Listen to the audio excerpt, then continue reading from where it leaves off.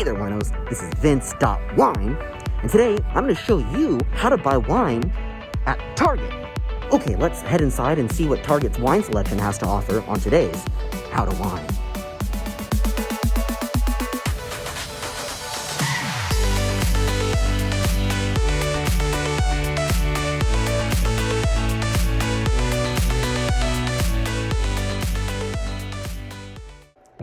Okay, first thing I run into here is Apothec Wines. So I just did a video on Apothic, and I will leave a link to that one, but this is one I haven't seen before. This is Apothic Crush, so it looks like just a red blend, and so yeah, I guess they're coming out with all kinds of flavors, but I will definitely be reviewing more Apothic wines. Alright, below it we have Menage a Trois, fairly popular stuff there, and at the very bottom, okay, Bogle. I definitely love Bogle, and I've actually reviewed a Bogle Zinfandel before in the past as well, so that's their Merlot, and it looks to be in about the same price range here. We got this $8 to $10 price range, seems to be this first end cap, and look who we have here! Another good old friend of ours. I've also reviewed 19 Crimes, both, okay, this is the Banished, this is their dark red blend, but I did the, of course, Snoop Dogg, Cali Red, and I did another one, I can't remember what it was. I definitely want to revisit more 19 Crimes, but I will leave a link to this one as well. Okay, so it does seem like we're gonna run into wines I've reviewed quite a bit here, so I will just put all the links in the description of this video from my past reviews, and you can go check them out.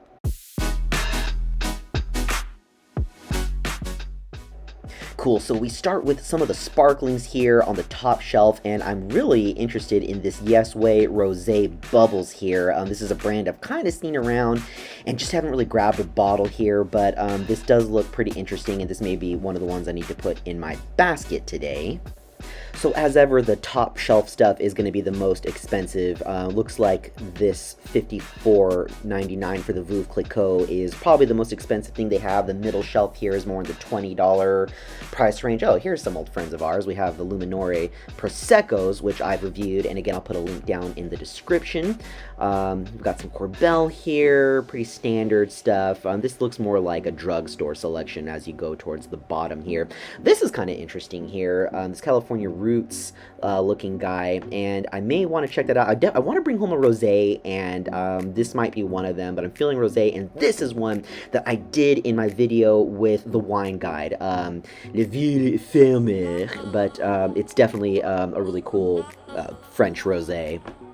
Okay, and here is Josh. I've never actually had this, but I know it's super popular, so now I'm kind of tempted to go with the Josh. There's so many selections of rosé here, and yeah, I may have to go with this bad boy here. But I do want to just see what else they've got, and here again is that Yes Way Rosé just calling my name. Okay, and it's French. That is cool. Yeah, I might have to go with that versus this Josh. I'm just gonna put this bad boy back here and grab this little guy. And what is this? This is another familiar face, the Gerard Bertrand Cotes de Rosés, which I have reviewed. I picked it up at Walgreens the last time. I'll just grab that bottle there, and this was something that I missed the first time. Look how beautiful that it is. It is in the shape of a rose. Really, really nice. A lovely presentation. Okay, so I am seeing some more whites here. Robert Mondavi, fairly popular. Nobile, I thought that said Nebbiolo. Sauvignon Blanc, Marlborough. And there's California Roots again. Kind of interesting. And then as you get towards the bottom, it's all this bulk wine stuff here. So we'll probably skip that. Oh no! California Roots! What are you doing in that bulk format? Okay, that might speak a little bit to the quality there. I got some sake. I might just go with that as well. I have done a sake video that I can link to as well. Here is Josh again and some Sauvignon Blancs. Oh, I love Oyster Bay and even Starborough. It's just so easy to do great Sauvignon Blanc. Okay, here, especially from New Zealand, and the price is killer. What a cool label, this Prophecy. I'm really liking that. here, Kim Crawford, and some Pinot Grigio stuff going on. But yeah, I love these Sauvignon Blancs. They're just great, wonderful price, and just really outstanding wines. Just such an easy drinking and easy to love kind of wine here. All right, and here we have Stella Rosa. Might be time for the Stella Rosa spotlight. So yeah, this is a really cool Moscato d'Asti in this Dia de los Muertos sort of wrapping here. Really cool looking, and the Moscato is next to it. And yeah, I think I'll be doing the Moscato d'Asti next, and then some more Apothic White. So I'll probably be doing both of those at some time soon. There's some more Stella. Oh, that was the one I did of the 19 Crimes. Perfect. And that blue Moscato there is another one that I have plenty of personal experience with, and I quite like it. As we get into the reds here, we've got some Pinot, and I've seen that Meiomi one quite a bit, and I don't know anything about it, but the La Crema, I have visited them in Sonoma, and I really do quite like them. And that is the Bogle that I did review, and again, links in the description to my past videos. So not a bad selection. I'm so familiar with a lot of this. So this is the line that I probably don't know very well. $8, $10 price range. I may have to pick one of these up, and then look at all these great selections of Apothic, so you can expect that I will definitely be checking out some of these. Okay, as we scroll down, if you will, I see more Ménage à Trois here, and okay, here's one sort of interesting, Alamos Malbec. So I think I've definitely seen this label floating around, and I maybe something I should finally check out today. Yeah, Mendoza, Argentina, 100 years of family winemaking. Yeah, I do recognize the label for sure. 91 points, James Suckling. So that is, yeah, I'm probably going to go ahead and go with this one. It's about the $10 price range, and let's just snag that bad boy. Okay, what else do we have here? We're looking at some cabs. There's Sterling, Chateau Saint Michel, and Josh again. So I keep seeing that the collector label, and it's kind of standing out to me. I don't know if I'll grab that one today, but the collection, excuse me, something that I will remember moving forward. Okay, and then top shelf stuff, you've got Decoy, Coppola, J. Lord, Olgat. Yeah, these are all, you know, pretty mid-tier level cabs, and not bad. I'm not going to go with any of them today. And then we sort of wrap up right where we started with Apothic, Mondavi. There's that dark horse. So yeah, I think that pretty much does it for the selection. What do we got? I don't know what this is, and I don't know why it's on a wine bottle, but we just start to get into these little half bottle things, box wine, canned wine stuff. I don't know if I should grab anything like that today, but kind of cool that they have it. I'm kind of feeling this little pouch stuff here, wine cube. Oh my gosh, look at all these flavors. I don't know, I might have to pick up one of these. They're $5. How bad could they be? Maybe we'll find out. I'm looking at this, and I know there's a huge stigma around boxed wine, but I kind of want to check out what this quality level might be like. Okay, let's check out with all of our goodies.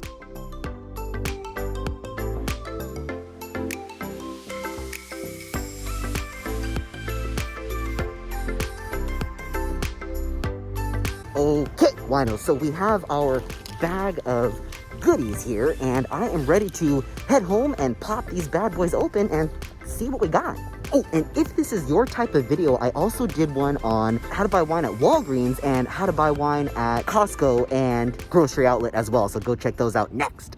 Okay, we're back, and just quickly, I want to go ahead and go through our finds here and see how we did. So I'll start with the Yes Way Rosé. Yeah, really gorgeous color. I do like this a lot. Just super attractive, and of course that label just stands out so well. We have a French Rosé here. Let's see exactly how French it is. It actually has a really big nose to it. That's kind of nice, and right away it is very nectarines and peaches. Yeah, and there's some of that sort of like saltiness that comes out of French wines as well. Okay, on the palate. Oh yeah, you know what? Ooh, even that finish. Okay, this just hits the palate in a really gorgeous way upon entry. It's a really full evolution of just this fruity silkiness on the palate and that nice crisp bite on the finish. Tons of really pretty peachy and stone fruit on here as well. Just really a pretty wine. So I say Yes Way to Yes Way Rosé. Okay, next up, let's go ahead and try this Malbec here. So, Argentinian Malbec, pretty cool. Mendoza is the classic wine growing region for Malbec, and 91 points by Suckling. So, this one I have high hopes for. Really a pretty color in there right away. I like that quite a bit. Oh man, so it's a little bit smoky. It's got like dried herbs, leather, and smokiness with a touch of fennel underneath that and some anise or dark fruit like that as well. Let's get it on the palate. Oh yeah.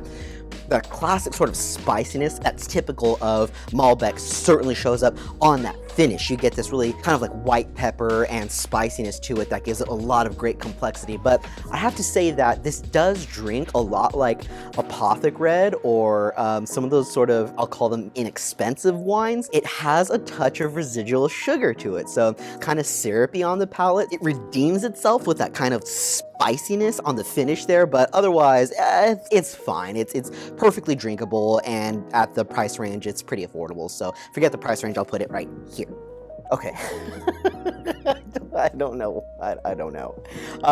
Let's just give it a shot. And I like how it's sort of trying to sell me here. I'm delicious, I'm simple, I'm portable, I'm award-winning. So I'm guessing at least 2 of those things are true. It's not staining my glass or anything like that, but I do see some legs appearing, and I'm really hoping that that's not from residual sugar. So let's just see how that goes. Let's take the nose. Dried herbs, a little bit of leather, a little bit of eucalyptus in there, and a lot of dark black fruit, and it's actually quite pleasant. It's not crazy complex, but it's just not screaming of oak, vanilla, and sugar like I was kind of anticipating something like this might be. Let's see how it does on the palate.